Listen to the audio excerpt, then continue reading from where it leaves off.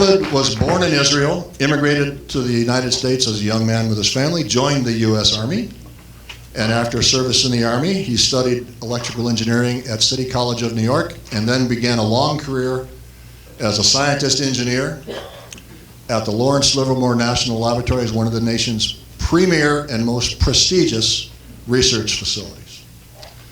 Then in around the early 80s, when Ronald Reagan announced the Strategic Defense Initiative, the so-called Star Wars, Ovid decided he could probably do better on his own. He formed his own company called Energy Compression Research. And that's when I met Ovid for the first time. I had the money, and he had the brains, and together there was poetry, technically speaking. Ovid got engaged in using his high-powered microwave technology to help promote strategic defense initiatives. Fast forward to 9/11 and the advent of IEDs, roadside bombs. His company then turned to finding ways to detect and defeat those systems. His life experience have made him a solid conservative and a strong Tea Party supporter. And his Israeli roots, service in the U.S. Army, and over 40 years working in the defense industry have made him keenly aware of the existential threat that radical Islam presents. Please welcome my good friend, Ovid Zucker.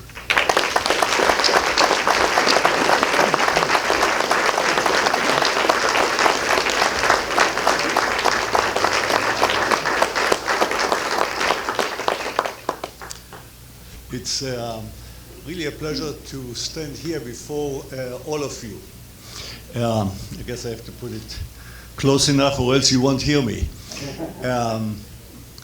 I spent a lot of time in Livermore. Livermore is just like Ramona. At least Livermore in the 60s is just like Ramona. And grassroots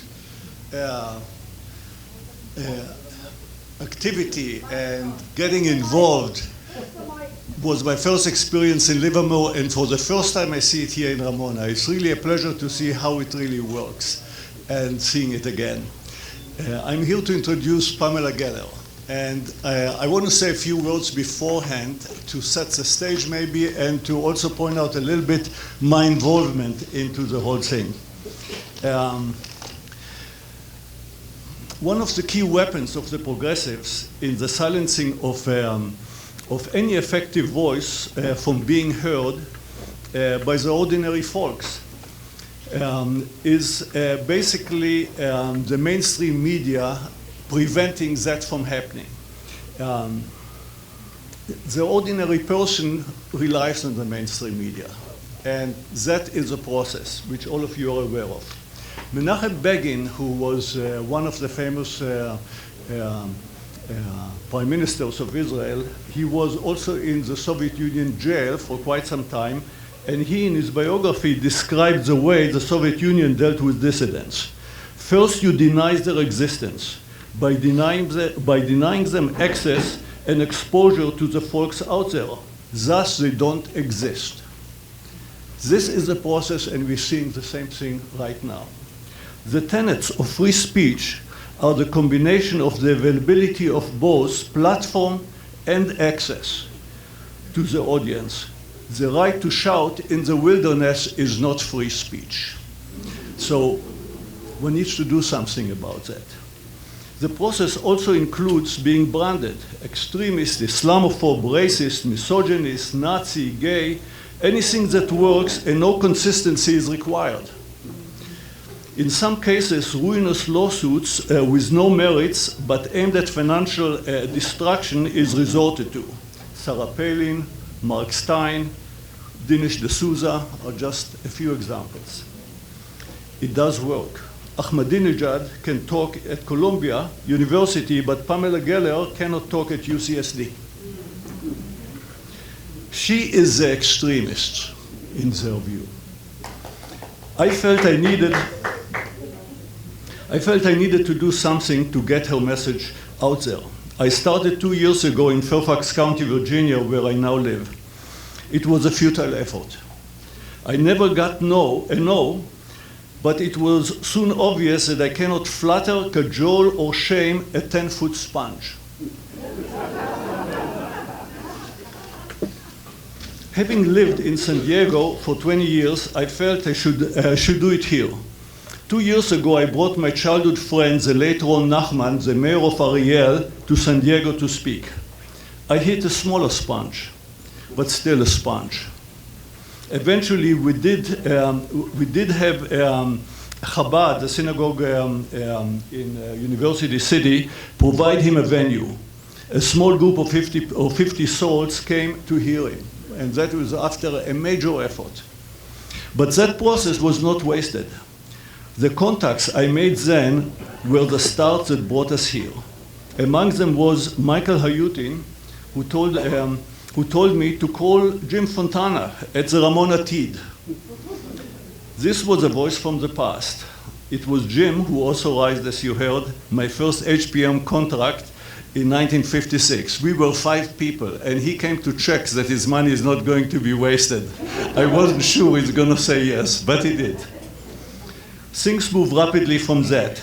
Here we are, and we are having another event at a Mexican church in Oceanside tomorrow. There were radio and press interviews and more. We are keeping Pamela quite busy. I do not need to say much to this crowd on who Pamela Gellar is. I would only add that she got involved after 9/11 when malevolent Muslims and duped fellow travelers embarked on building a triumphal mosque at the destroyed Twin Tower site. Like Cincinnatus of ancient Rome, she got off her farm.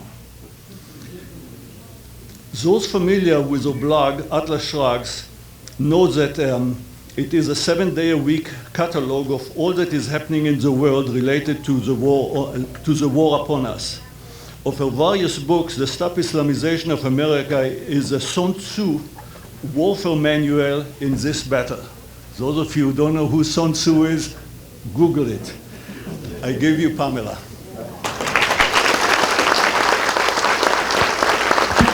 Hello. It is an honor for me to be here. I must tell you, I so enjoy speaking to the Tea Party because, what can I say? I feel like I'm home. You are the home guard, and your role in this war is the most critical and fundamental piece to victory and winning. I cannot overstate that. What's interesting for me in talking to the Tea Party is that you have experienced exactly what I experience on a daily basis. You are smeared, you are defamed, you are libeled, because in order to kill your message, they must kill the messenger. Now, I have spoken at myriad tea parties. I have never seen racism, and yet it's become synonymous with tea in the media. And the reason why I want to impress this upon you is because this is very much the war. The war is in the information battle space. The war is in the war of ideas. And everything, all the bullets and the bombs and the bloodshed, comes as a result of what happens in this war.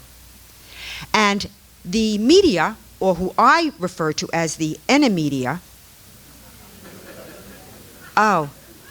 they are our most dastardly enemy. I cannot understate it. The media is the most effective weapon our enemy has in their arsenal. The media has ceased from being a news-gathering organization, even a passive organization, and they are an activist organization viciously advancing a dangerous and anti-freedom agenda. You cannot look at the media in a benign way. When you look at the media, you have to see the enemy. And why is it so crucial that you understand this? It is crucial that you understand it so you understand your role on the home front, the home guard. Look at this room today. We have a full house. How did you get here? Every single hand said they got here via email. Look what one email can do. I cannot impress upon you how important your role is in getting the message out. You are a one-man media organization. I don't care if you only have 50 friends on Facebook, or, you aren't on Facebook. I know you all have a computer, because I got to tell you something. If you didn't have a computer, you wouldn't be here. And while it discourages me that there are so few, when I speak in America, so few young people, I suppose I just came from Australia, a lot of young people. When they are young in America, they're usually Coptic Christians from Egypt, former Muslims, apostates. That's the young. Those are the young people that get it. But our young people have been so compromised, so inculcated, their brains marinating in this toxic ooze of leftist poison, they're almost unreachable. And that's where you come in. You should bring them to these meetings. And I know they're going to say, I don't want to go. So you say, well, I don't want to give you a Christmas present this year.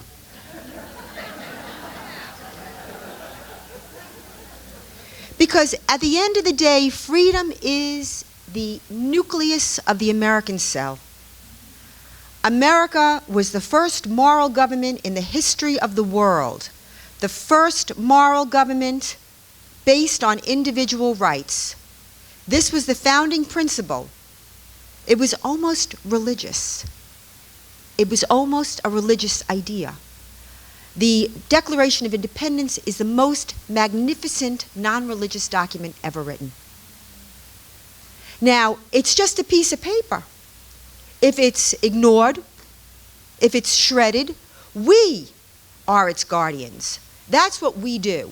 And while Jim, and I have to thank Jim for hosting me, it's difficult to get me hosted. You have to know that. It's very difficult. Oh, yes. I mean, you will have Khomeinists, you will have pro-Iranian nuclear program lobbyists like Reza Aslan speaking on an Ivy League tour at $30K a pop. But you won't have Robert Spencer, and you won't have Ibn Warq, and you won't have Wafa Sultan, and you won't have Ayaan Hirsi Ali. So when Ovid says freedom of speech is not shouting into the wilderness, that's what he's talking about. The media, the decidedly leftist media, and this is their history, is it not? They're leftists. And so they always align themselves with the leftist ideology of the day. 100 years ago, it was communism or Stalinism or the National Socialist Workers' Party. So the idea that they would align themselves with Islamic supremacists and Islamic apologists makes a lot of sense, because the Sharia is controlling. The Sharia controls the people. There is no better system of governance to control the people than the Sharia. That's a fact. And this battle is the eternal battle of mankind, just so that you know. It's the individual versus the state. Individual rights versus collectivism. Individual rights versus statism. So when he says that this is a different issue, it's not a different issue. My fight is the fight for freedom, period. My fight is the fight for individual rights. On everything that I do, every ad campaign, every media awareness initiative, every demonstration, every article I write, the basic premise of my argument always is individual rights. Now, let me discuss a little bit of what I see happening and why I think the Islamization of America is a very dangerous and seemingly, but quietly, covertly, stealthily, encroachment on our freedoms. I document, for example, the mosquing of the workplace or the mosquing of the public school, where Muslims sue Disney, Muslims sue Hertz, Muslims sue Target, Muslims sue Walmart. In Walmart, they don't want to handle meat that's not halal. Okay, well then go work for a Muslim butcher. Don't work for Walmart where you have to handle meat that's not halal. It's not the point. Hertz, they are suing because, now mind you, it's interesting, they always sue companies that are very accommodating to Muslims. Hertz gives them prayer rooms, gives them prayer spaces, gives them prayer breaks. What was happening is they weren't coming back from their prayer breaks. So Hertz said, okay, listen, fellas, you got to clock in. You got to clock back in when you clock out. No, we're not clocking in. You have to clock in. They said no. They said, we'll have to suspend you. They said, you suspend us, we're going to sue. They were suspended, And they were sued. And of course the media, the Sharia enforcing media, they self-enforce, paints her as Islamophobic and not respecting the religious rights of their Muslim workers. When in fact they've gone over and above, if you ask me. Disney has a dress code. Disney's had a dress code, by the way, since 1957. So it's not like you're going to work at Disney and you don't know they have a dress code. So Muslim worker, after 2 years, she wants to wear religious garb. So Disney says, okay, but then we'll put you in back office operations. Oh no, she says, I want to be on the floor. I want to be on the floor. They say, okay, Disney designs a costume, incorporating the hijab into the costume so that she can wear a hijab out front. And she says, I'm not going to wear that ridiculous costume. She'll wear that ridiculous costume, but not that ridiculous costume.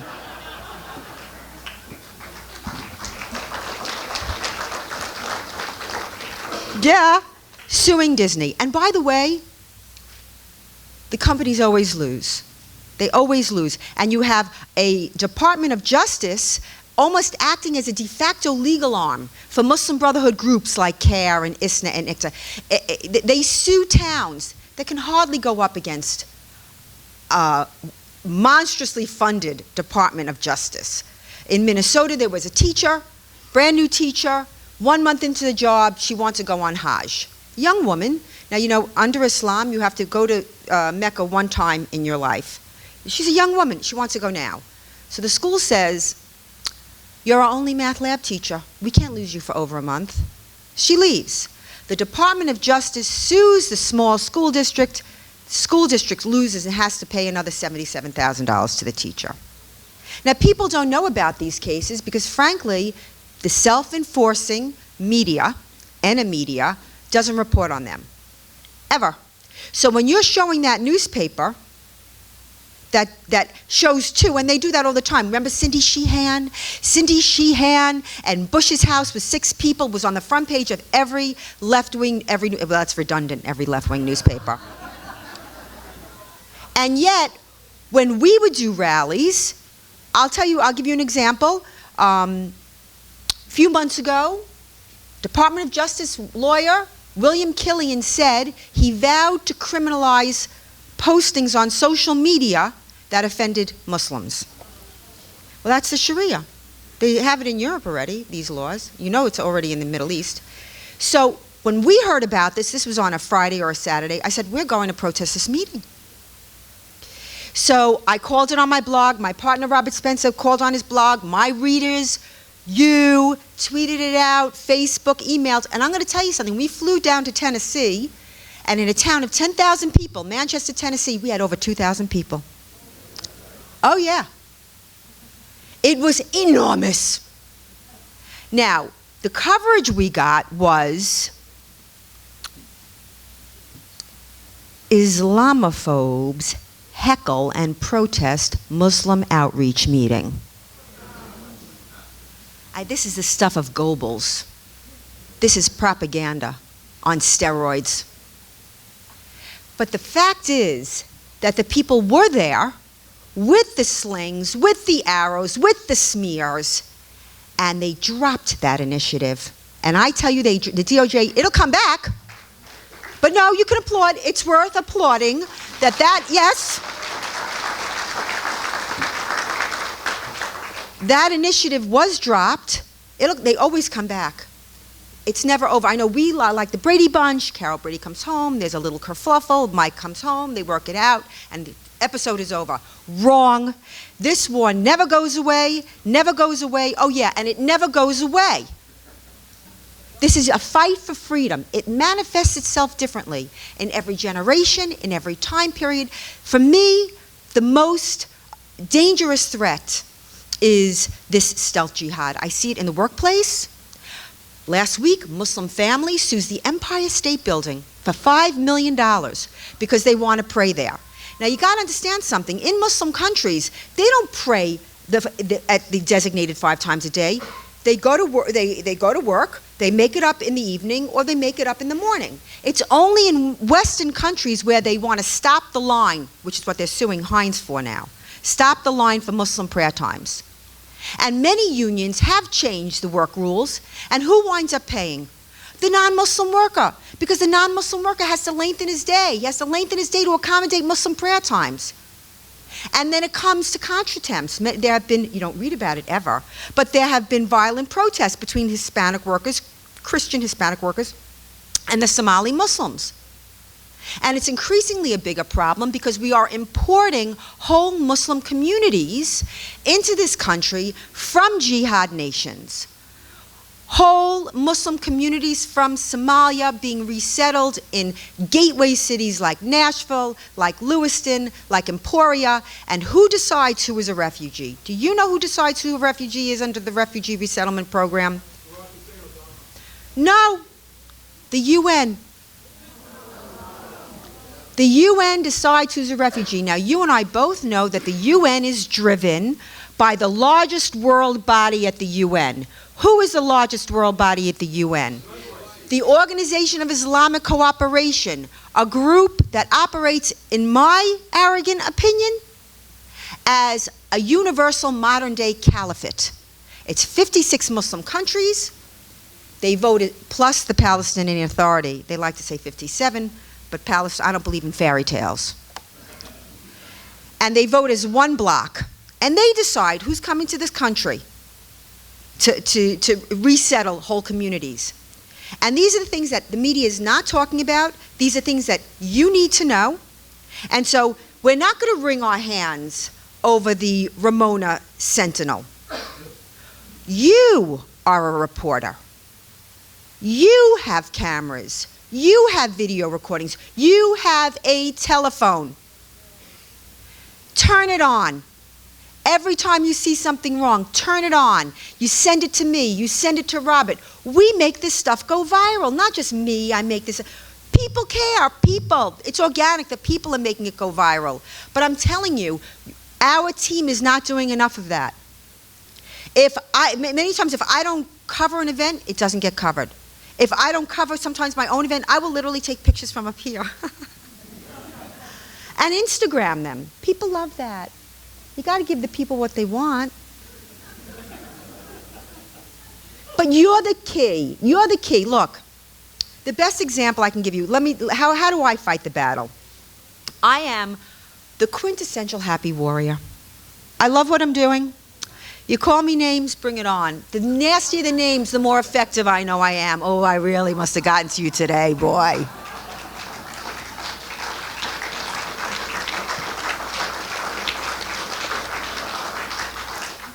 The New York Post calls me the subway uglifier.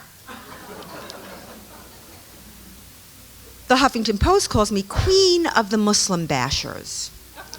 Let me say this. I do not hate Muslims. I like Muslims. They're perfectly fine. I have a problem with an ideology that commands genocide, that commands religious apartheid, that commands gender apartheid, that commands misogyny and oppression, subjugation, and many times slaughter of non-Muslims. I have a problem with that. And every decent human being should as well. So I fight on 3 fronts. On a legal front, on a media front, and on an activism front. When Jim tells you to go to a rally, go to the rally. Don't say, should we go? Are we seeing Jim that day? What are the kids doing? No. You go and then go to lunch. Make it a part of your day. How many of you take vitamins? This is your vitamin. No one is going to save you. You are going to save you. When those Muslim terrorists drove those planes into those buildings, were those our soldiers? Were those our fighters? Yes. That's who the war is against now. That's who you are the target. Freedom is the target. You're the only thing that stands in the way of chaos. You won't like what comes after America. And we're dealing with a president who is not just aiding and abetting, he is the enemy.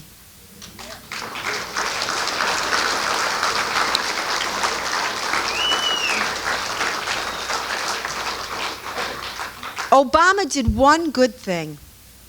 Yes. He gave birth to you. Oh yeah, I was there.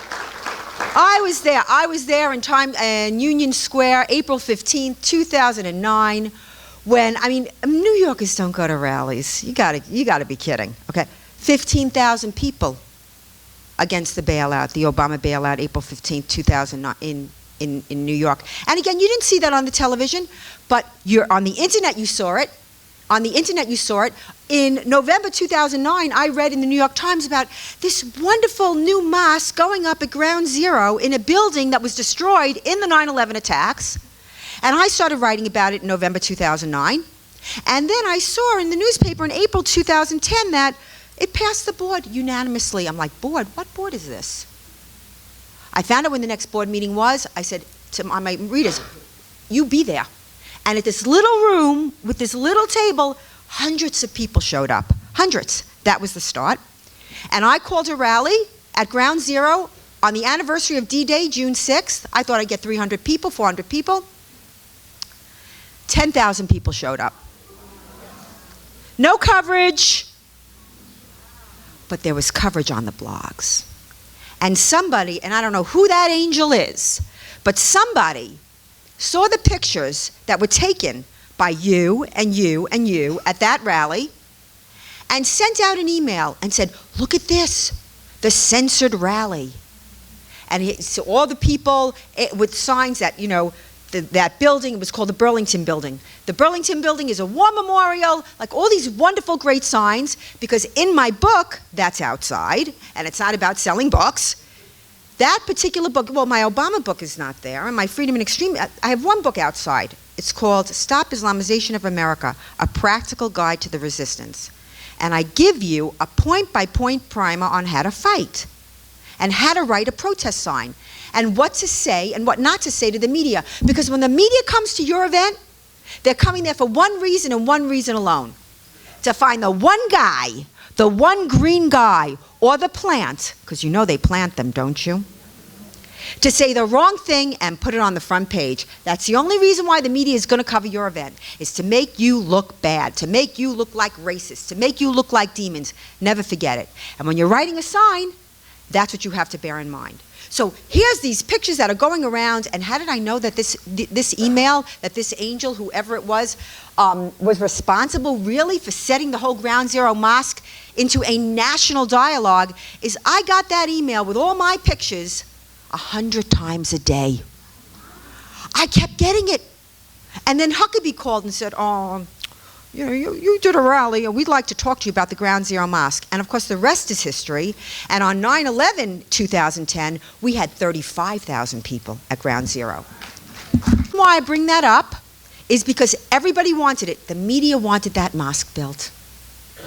And the president, at his iftar dinner, you know his iftar dinner, that black tie gala that he has every year, announced his support for the Ground Zero Mosque at his iftar dinner. The mayor of New York, this bubblehead, if we don't build that mosque, the terrorists will win.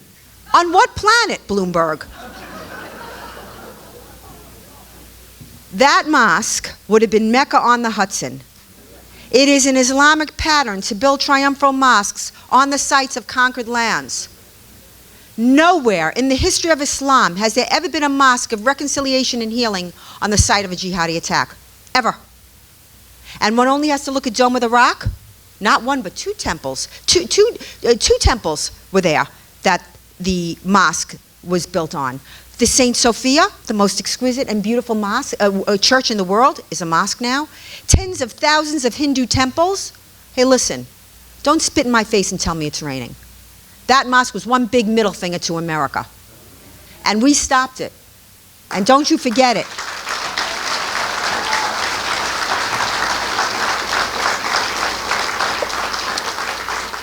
So the protests are key. They may not cover it, but they know you're there. And they don't like it. Because they're very thin-skinned. They've never come up against opposition, and they don't know how to deal with opposition. And that's our greatest strength. So the protests are key. Every day when you wake up and you wipe the sleep from your eyes, you say to yourself, what am I going to do today to save the Republic? even if it's sending out emails. To those relatives that say, stop sending me those dang emails. Because we just, listen, all intellectual movements were started by the minority. We don't need everybody. But if we can get 1/3 of the people critical thinkers, we're going to win. You have my word, we're going to win.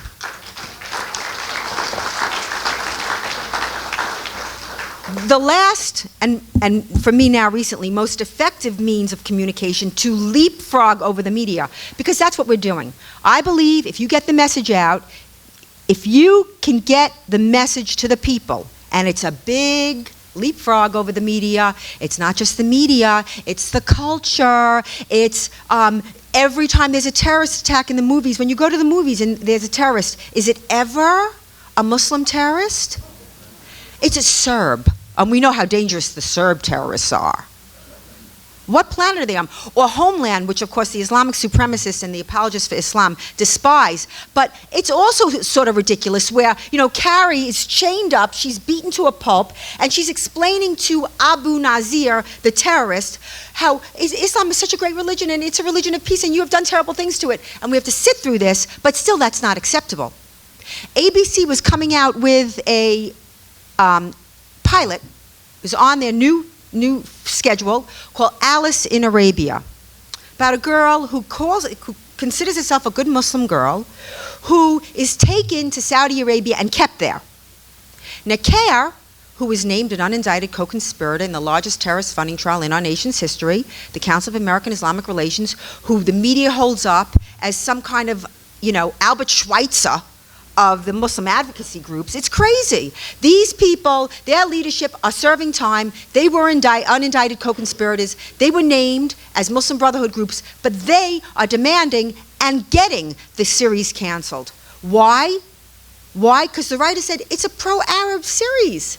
Because they do not want Islam in any shape or form associated with jihad.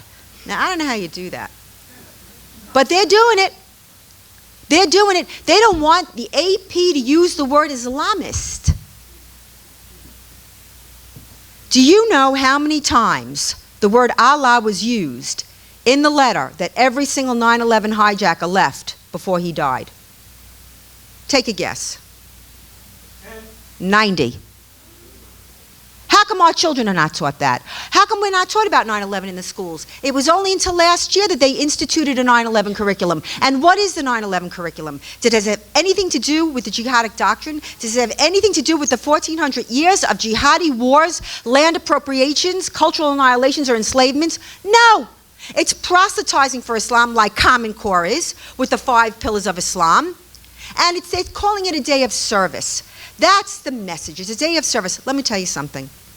Service is a fine thing on any day but that day. That day is a day of grieving, period.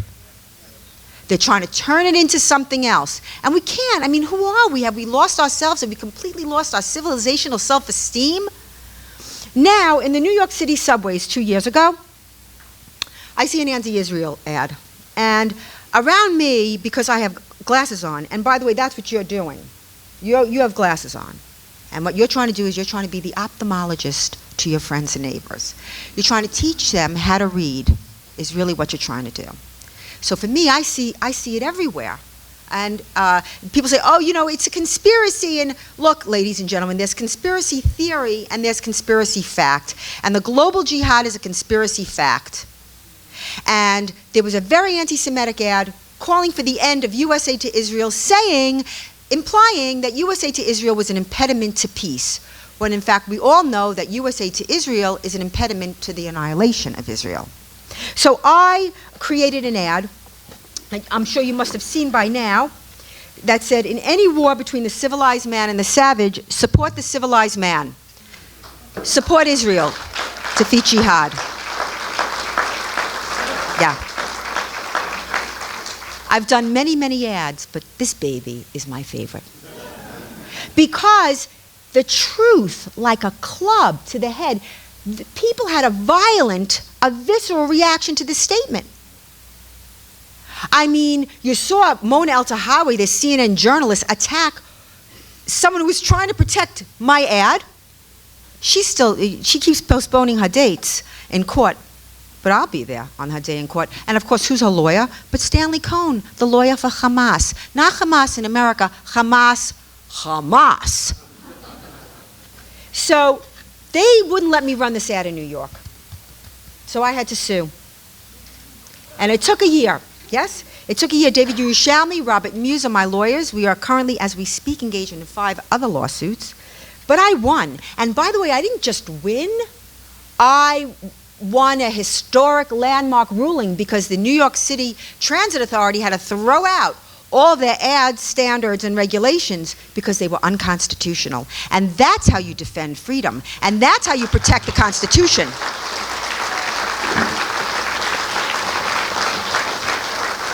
Yeah.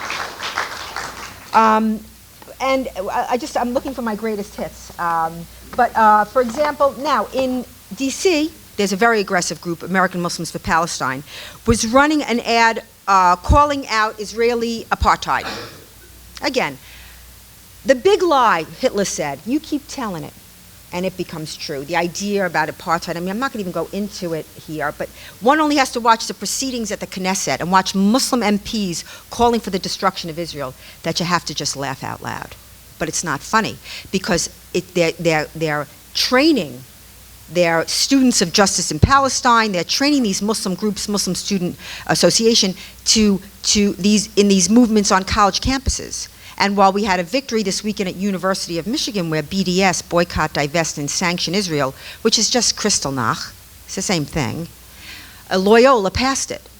So if you have children in college, they have to become aware, and you have to teach them. And this is how it is. So back to DC and the Israel apartheid ad. So I'm not going to, prove a negative.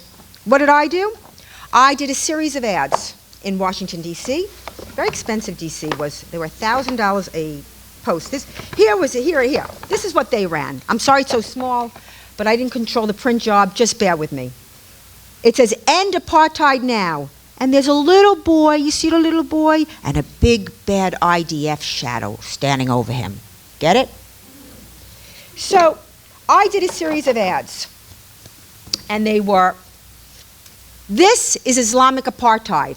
And I show an actual photo of Saudi Arabia where there's a road for Muslims only and a road for non-Muslims. And it says, "The road to Mecca. Stop U.S. aid to Israel." Okay? This is Islamic apartheid. Next one. This is Islamic apartheid. "In many Muslim countries, rape victims are tortured or killed unless they agree to marry their rapist. End U.S. aid to Islamic countries." One after another I did. "This is Islamic apartheid. Gay under Islamic law." Actual photos of gays being hung in Iran. "Stop U.S. aid to Islamic countries." Now I want you to know something. When I submitted this, I had to submit to the Metro DC TA scores of sources for all of this. I had to source all my ads. So when I said, "Does he source his ad? There's no apartheid in Israel. Is this sourced?" They said, "Oh no, that's opinion. Yours is fact." Cuckoo, cuckoo. That's what I'm dealing with, okay? And on and on and on. So that's how I attack. And they get media. Now, as you saw with the Savage ad, the media is very hostile. But I don't care. I'm not going to whine about the battlefield and theirs is higher and mine is lower and it's not fair. And it's an opportunity, no matter how hostile the media, to go on and to reach a person who can think but doesn't know anything. Not those whose minds are steel traps. Not the Soviet political prisoners that wept when they heard Stalin was dead. You're never going to reach that guy. There are those people. There are a third of them, of the people. Run from them. Run. But there are people that just don't know.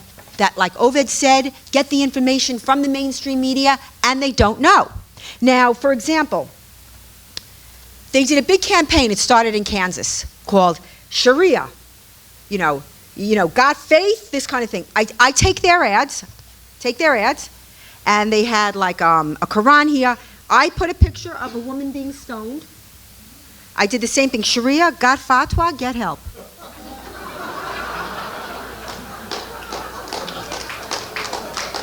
Oh yeah, I told you, I'm the happy warrior. And of course, I play on their URL. They had something religious freedom. I did it defending religious freedom, and of course, I bought the phone number 1-855-I-LIVE-FREE. They never did the ad again. Yeah, that's also a triumph. Let me tell you.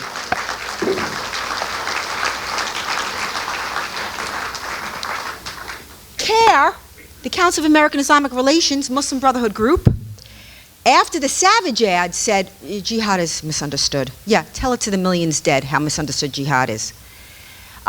They decided to do a campaign rebranding jihad. This was their ad. My jihad is to stay fit despite my busy schedule. It's insulting. It's insulting to the American intellect, if you ask me. I'm not saying that there aren't Muslims that don't consider jihad a personal struggle. Let them live and be well. This is not my issue. First of all, there is nothing in the Quran that speaks to a spiritual jihad, but even so.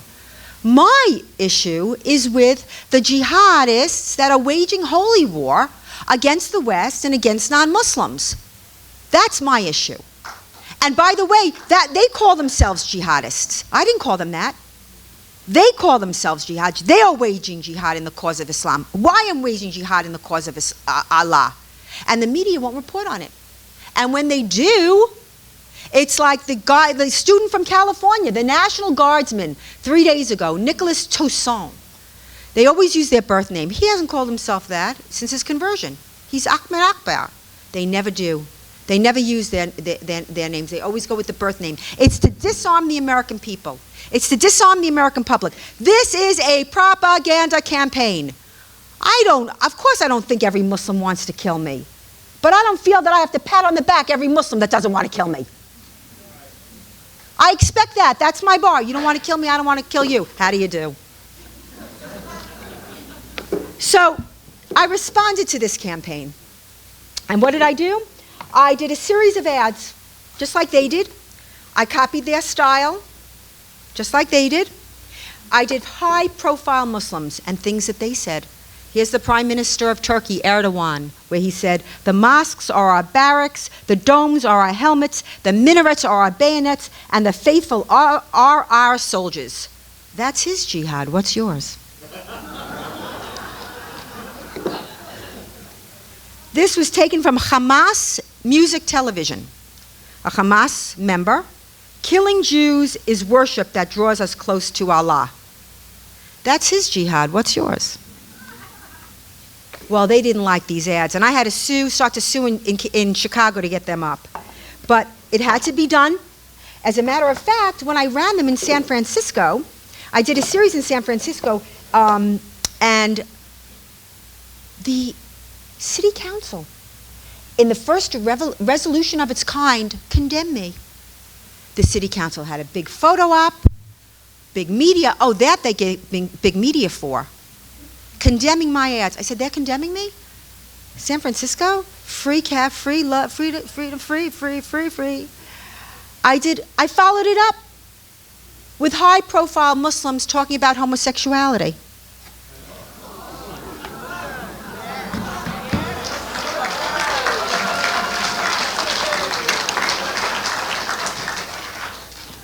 It gets better. So I had Sheikh Qaradawi, the leader of the Muslim world, Obama's pal. The punishment of homosexuality is the death penalty, leading Islamic Sheikh Qaradawi. I did 4 of these. And then they called my ads homophobic. I'm quoting Muslims. I quoted a radio talk show host, a woman who said that gays should be tortured, beaten, and killed. I ran Ahmadinejad. But I was accused of being homophobic, okay? Now, what's interesting is that the gay leadership condemned me, but individual Muslims, individual gay people were writing me in support of what I was doing. So you see, we see that a lot, where the groups have become so politicized that they no longer serve the actual agenda that was the impetus behind their creation. And so what was really galling was that the chairperson of the San Francisco Human Rights Council was a transgender. And she, Teresa Spark, was going all up, and all the media was only too happy to give her time, condemning me, and how in Iran it's so much easier to get a transgender operation under insurance than it is in America. So when they said that, then the media will come to me, you see, because they think they have me cornered. But you can't have the truth cornered. Really, there are no corners to the truth. So I said, yeah, that may very well be true, that it's easier to get a transgender operation in Iran than it is in the US, because you cannot be gay in Iran and you have to remove your junk. That is why it may be easier.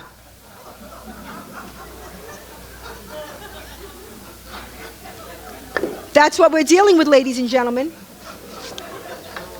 Now, this is happening right now, which is why I only have a printout. Right now, these ads went up in DC, hard to see. It shows Uncle Sam with an unhappy grimace on his face, holding an Israeli flag, and it says, "We're sweating April 15th, so the Israelis don't have to. Stop U.S. aid to Israelis' occupation." So, I just created this ad, brand new, hot off the presses, ladies and gentlemen. Nobody's seen it.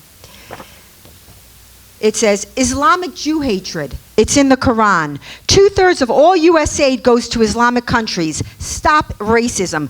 End all U.S. aid to Islamic countries. And the illustration is Adolf Hitler and his staunch ally, supreme leader of the Muslim world, al-Husseini. That's the ad that I just submitted to D.C.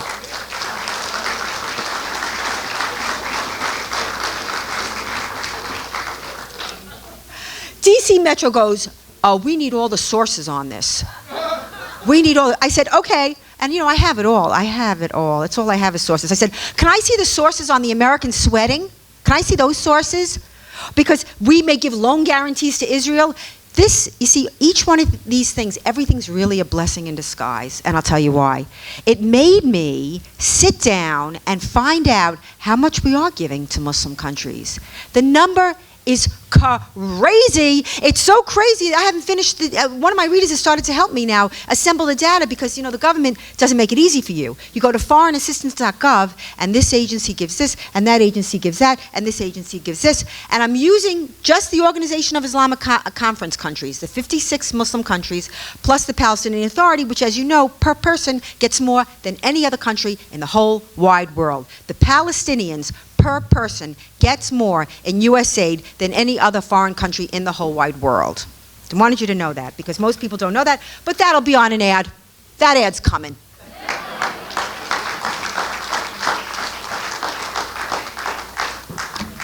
After, you can tell me if I'm running long. Just somebody give me a hand, because I can't stop. After CARE, now that My Jihad ad I just described to you, that ran in Chicago and ran in DC and was supposed to run nationwide, and I followed it everywhere. Everywhere it ran, there was Pammy G. It stopped running. I stopped that propaganda campaign. Then, after the Savage campaign, CARE decided to run in DC, and I buy the same stations they buy, Foggy Bottom. They know what they're doing, They know who they want to reach. They don't care about you. They care about the policymaker. They care about the power. They care about the influence. I only care about you, because those cardboard characters come and go. What's important is what's happening right here. This is where the real action is. CARE ran an ad, a Quranic verse, a long abrogated, a long canceled out Quranic verse about, show forgiveness, avoid ignorance. The only thing missing was my little picture next to ignorance, that's all. I said, oh, they're running Quranic verses now? Okay, I can do that.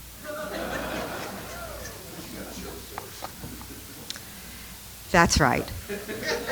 So here we have, soon shall we cast terror into the hearts of the unbelievers, with a picture of the burning Trade Center and the Quranic verse. You with me? And this ad, it's the biggest buy I ever made. This ad ran on every subway clock. Get the clock? Tick, tick, tock. In the New York City subway station, 250 clocks. Clock, ad. Clock, ad. It was an amazing campaign. It was.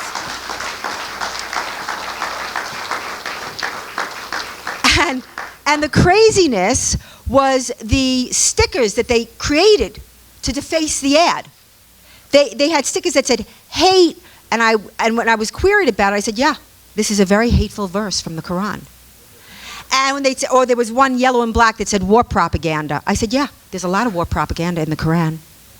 So this is what we have to do. It's a nasty business. It's a very nasty business. It's, they ruin your name. Understand that under Islam, you cannot criticize or offend or insult Islam. It's considered slander, even if it's true. Even if it's true. And we know that in Muslim countries, Christians are persecuted and prosecuted for blasphemy. Here in the West, they're not assassinating me, but they have assassinated my character and my good name. And for people like myself who have integrity, that's all we care about, is our good name. On the one hand, you'd say, oh, then why do you subject yourself to this? I'm right, and I'm telling the truth. And truth is the recognition of reality. And we are living in such a perverted world, such an inverted world of morality, that the good is evil and evil is good. And we've seen, warnings of such things in the Bible. You have a president who is aiding and abetting our most vicious enemies. You have a president that invited the Muslim Brotherhood to his speech in May of 2009. He was just in office 4 months. The Brotherhood was banned because they want to impose the Sharia. They want to impose Islam over the world. I mean, they were banned in Egypt for a reason.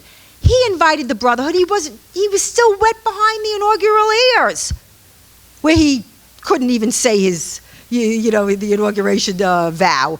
But here he invited the Muslim Brotherhood. Mubarak, our ally for 30 years, a good ally, the first Muslim country to make a peace with Israel, couldn't even go see President Obama's speech. His cabinet couldn't go because the Brotherhood was there. When 33 million Egyptians took to the streets to throw off the Islamic yoke of Muslim Brotherhood tyranny and oust Morsi, the Obama administration withdrew aid to Egypt. This is an enemy. In Libya, what was he doing in Libya? What American interest did we have in Libya except to keep the continent secure? We don't get our oil from Libya. The French do. Why was he backing the ouster of Gaddafi? Listen, I'm not going to be a cheerleader for Gaddafi, but he did contain the jihadi threat, and there's also something known as worse. There's worse than Gaddafi. And what's happening in Libya now is complete chaos, and it's being run by various jihadi. It's not being run, it's being tormented by various jihadi groups. Libya is in meltdown. And still, no one has been apprehended or punished for slaughtering our people. What happened to America? That this man could get reelected. I don't care how pervasive the media was, Candy Crowley. Oh, yes, he did. He called it terrorism. No, he didn't. I was on Fox and Friends the day before Susan Rice. You can look this up, September 15th, 2011. I was on Fox and Friends saying it was Al-Qaeda. There was no YouTube video. It was Al-Qaeda linked groups. Partially our fault, because when he was begging for extra help, as you know, you subsequently learned from the cables that Stevens was begging for help, we hired a 12th Mahdi group. We hired an Al-Qaeda group to secure the compound. So is it any wonder that they knew where the safe room was, where the fuel was? They had all the insider intel. And when did America not go in to save her people? I mean, this is something we share with Israel. We will go in and we will recover our bodies. That's who we are. That's the moral nation that we are. And these boys were out there to fend off a group of various jihadi militias alone, 2 guys on a roof. I'm ashamed. I'm ashamed. And in Syria, what are we doing in Syria? Can someone explain to me why we're backing Al-Qaeda and Muslim Brotherhood in Syria? You know, there's moderate Al-Qaeda. Yeah, that was in the New York Times Sunday. I did a whole thing on it a couple weeks ago. Moderate Al-Qaeda. That's like a chaste prostitute.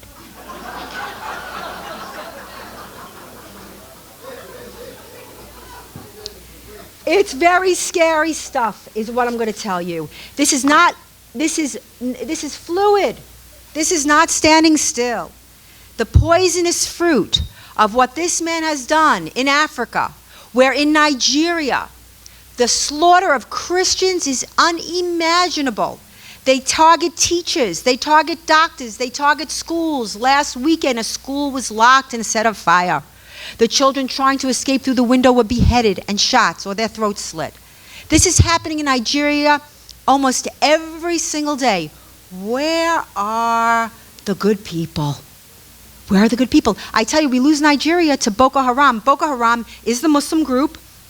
Boko means book. Haram means unkosher or un-Islamic. So books are un-Islamic. That I believe, okay? But it means Western education is sinful, and that's why they target schools. They are slaughtering. The Nigerian government increasingly is weaker.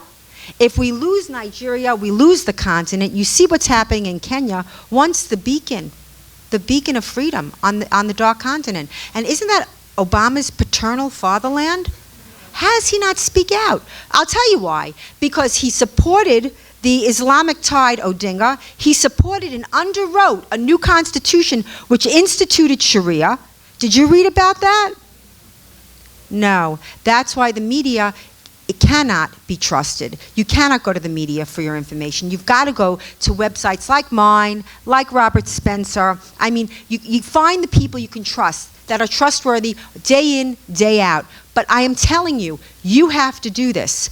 You need to get involved. That's why I loved every person that spoke before me. I mean, oh my God, if I had a cheerleading and pom-poms, I'd be running from here to there. Yes, yes, yes. Well, the Common Core and the schools and get on the student, because this is what the left does. It's not in our nature. It's not in our nature. We want little government. It's who we are. We want to live our lives. We want to be free. But we are the opposite. The individuals are the opposite of the statists. The statists get involved. They become policy wonks. They get on school boards. That's how these things happen. The Saudis buy the biggest publishing companies of textbooks K through 12, and that's why your children are learning the 5 pillars of Islam. But they're not learning about the Talmud, they're not learning about the Old Testament, and they're not learning about Hinduism, Zoroastrianism. That's what you have to do also. When you're fighting these types of things, never say, I don't want my children to learn the 5 pillars of Islam. No, that's not what you do. You go in and you say, well, I want as many pages devoted to Christianity. I want as many pages devoted to Jesus as you have to. They have whole chapters on Muhammad. You want a whole chapter on Jesus. Yeah, that's what you do. This way, just avoid the whole racist thing. I'm not telling you not to have courage. No. I'm telling you to play chess. You know, you watch Obama and Putin, he's paying tiddlywinks, and this is a grandmaster chessman. But it's true. So we are really fighting overwhelming odds. I mean, with the media, of course, it's David and Goliath. But we know how that turned out. You can make a difference. If history has taught us anything, it's that the individual can change the course of human events. Do not, people will come up to me, they go, you know, I do very little, you know, compared to, anything you do is big. You don't know when you throw that pebble in the water, you have no idea how far you're going to go. And look at me. I mean, look, previous to 9/11, I was completely apolitical. I was a New York City career girl. I was the associate publisher of the New York Observer. I loved my fashion. I loved my life, my art, my music. I assumed my freedom. I thought the good guys had won. We were in a post-historical age. The good cop was on the beat. All was right in the world. And then my whole premise was shattered. You cannot assume your freedom. Your freedom is not free, and you have to get involved, and no one is going to save you. And if you go to sleep at night thinking, well, I took care of my insurance policy, my children are safe, your children are not safe. Just as you were the greatest generation that saved us from evil, we will be remembered. We will be loathed, I think, by our children, our grandchildren, for leaving them held hostage to nuclear Islamic regimes. Nothing happens for decades, and decades happen in a day. Get involved.